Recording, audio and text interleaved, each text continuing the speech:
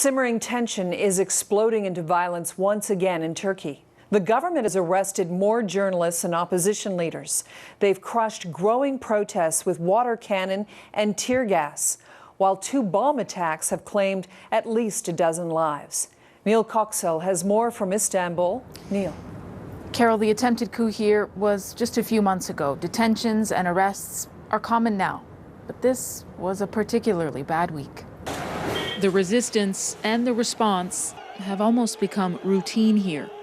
Scenes like this one are fueling the rage. It isn't rare for an elected official to step out of an official helicopter, but Selahattin Demirtas is not arriving for an official visit.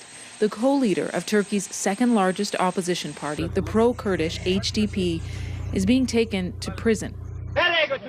Where did you take him? Supporters shouted early Friday morning as Demirtas and several other party members were rounded up. The party's other leader, Figen Yüksekdağ, is also among those arrested. Millions of people voted for them. They won seats in parliament, she says. Arresting them is against democracy.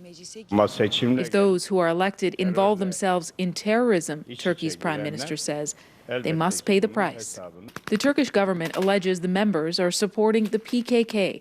That's the Kurdish military group, a group the U.S. and Turkey label a terrorist organization. But critics of the government insist these arrests are not about fighting terror.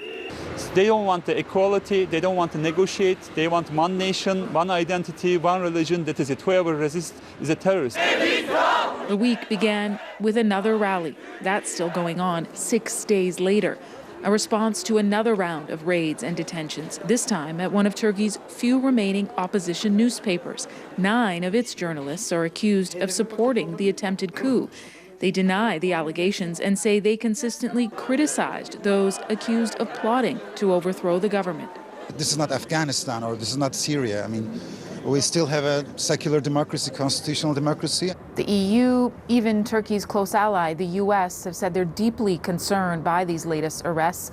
Turkey's response, at least to the EU, don't lecture us when we have a war on terror to fight. Carol? Neil, thank you. Neil Koksel in Istanbul.